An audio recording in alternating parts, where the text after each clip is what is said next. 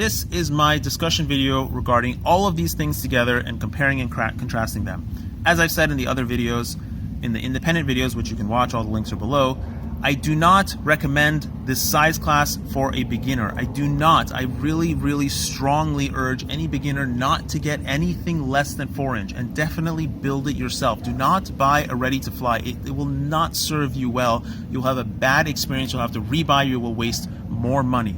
This is my recommendation. I know other people will recommend, a Baby Hawk or something else, but I strongly urge the newcomer not to buy any of these. These are great supplemental quads if you already have a bunch and you want something new, different, tiny, fly indoors, whatever. The reason why I am continually interested in things this size is because the allure of having everything I need to fly FPV for an hour in a lunchbox is amazing to me. I don't want to have to carry a huge backpack around, even if it's indoors, outdoors, I don't care. I just want something small and tiny with everything small and tiny so that I can just travel around and fly whenever I want, wherever I want, just for fun, just to have something to do. It would be so entertaining to do. Anyways, these two are full 3-inch builds that will run on 4-inch as well if it was a 4-inch frame. Let's put those aside since they're hobby grade builds. Let's look at all the toys. Okay, so let's split these toy categories up. This is the Blade Torrent, and then the Eachine Lizard 95, and the Baby Hawk and the Warlark. So I put these two together and these two together because these two run on 3S. When you're running 3S, you can't run indoors. Indoors is just not going to work. It's just too fast unless you have a huge warehouse. Both of these are very fast. For something this tiny, very fast. The Blade Torrent flies a lot like a 5-inch because it has huge 2.4-inch blades on it. The Eachine Lizard is also awesome. It flies surprisingly well, and as I said in the individual videos, I was very surprised by the quality of the Eachine. That being said, I have recently tested like 5 different 4-in-1 ESCs and 20 by 20 millimeter stacks, and the whole 20 by 20 millimeter stack class is just plagued. I don't know why it doesn't work well. I've had 5 of the ESC boards burn on me. The only one that has actually worked properly and has continued to work properly is the Spark, is the Raceflight Spark. But that thing is $65, which just doesn't make this thing worth it. It's not worth building this stuff at all. It costs just as much as the big stuff, and there's no reason for it, and it breaks easier, and it's more difficult to repair and maintain because everything is so small and it's difficult to solder. So that's about these two. I'm not a fan of the stack of either one of these because they're using proprietary, fully independent stuff. At least the Lizard is using a 20 by 20 millimeter standard so that if you do break something or burn something, you can just replace it. Both of them have pretty decent motors. The performance is fine, but again, I just don't like things this small, which I'll discuss in a minute. Of these two, the Baby Hawk and the Warlark, I prefer the Warlark over the Baby Hawk.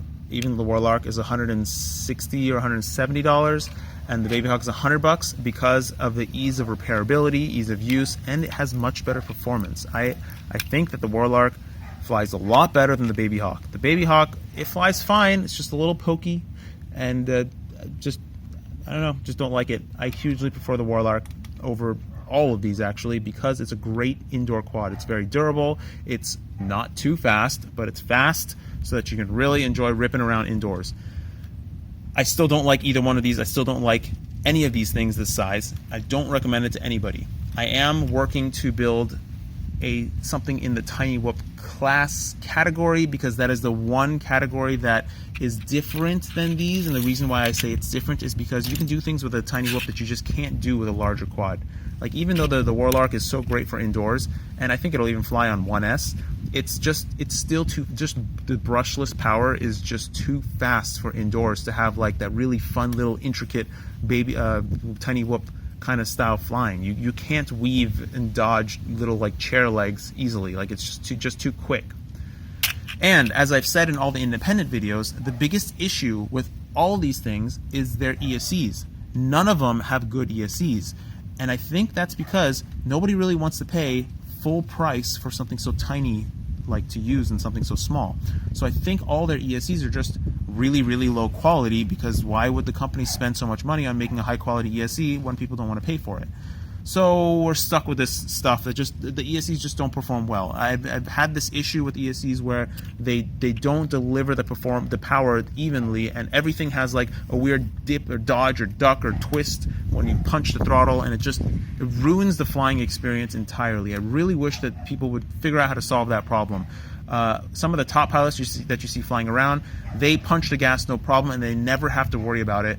Probably because they're using more expensive ESCs that are a little bit better quality and just deliver the performance in a fashion that works properly. With the new Betaflight which has anti-gravity mode, it has helped a lot, but it hasn't solved the problem entirely.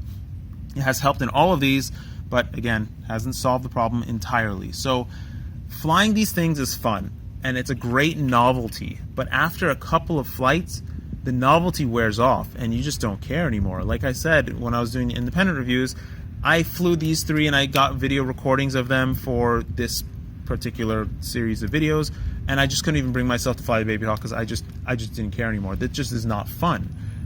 Somehow in our world, physics doesn't work well in this 2-inch category. It just doesn't give you the torque and the punch. And I know I'm just kind of talking off the top of my head here from experience of flying a bunch of these things, but when you're flying something that's 5-inch, you have this sense of control and stability that you just can't get in something this small. And I've built a lot of these things, and I've been testing the 2-inch category for a solid 1.5 years now. So these are not the only ones that I have. I've built many, many more. These are just the working ones that I have. Okay, so now let's move to 3-inch or proper builds. So these 3-inch builds are great. They're really, really good.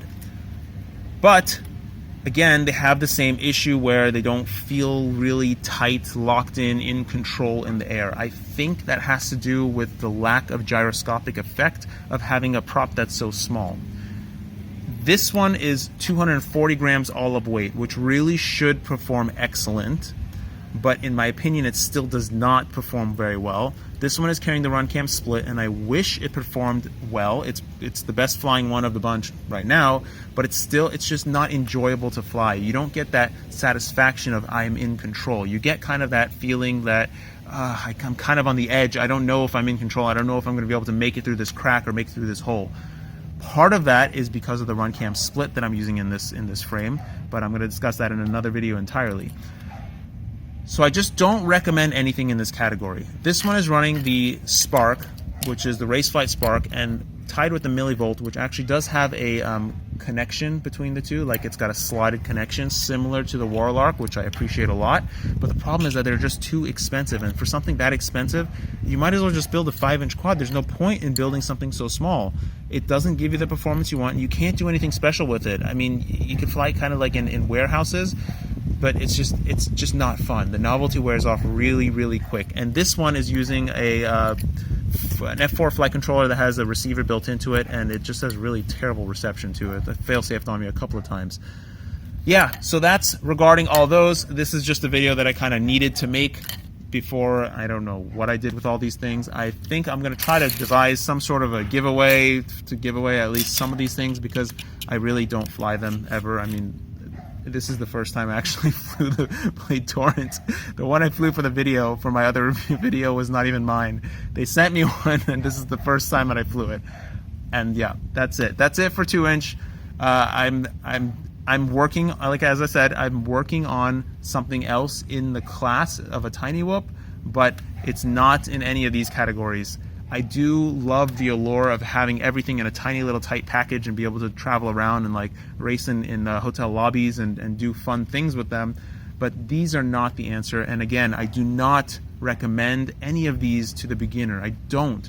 They are not a good experience. You will break them, and when you break them, you will not know how to fix them, and when you learn how to fix them, you won't want to fix them because it's just too much work. It's too much. It's difficult for me to take this Torrent apart and put it on another frame. I've put this thing on 2 frames just to see if it fits. It's just annoying. They're fun to fly as a secondary, tertiary, fourth fit. You should probably have a bunch of other quads before you consider any of these at all. That's my 2 cents. More videos on different topics in the future. Thank you for watching. Don't forget to floss.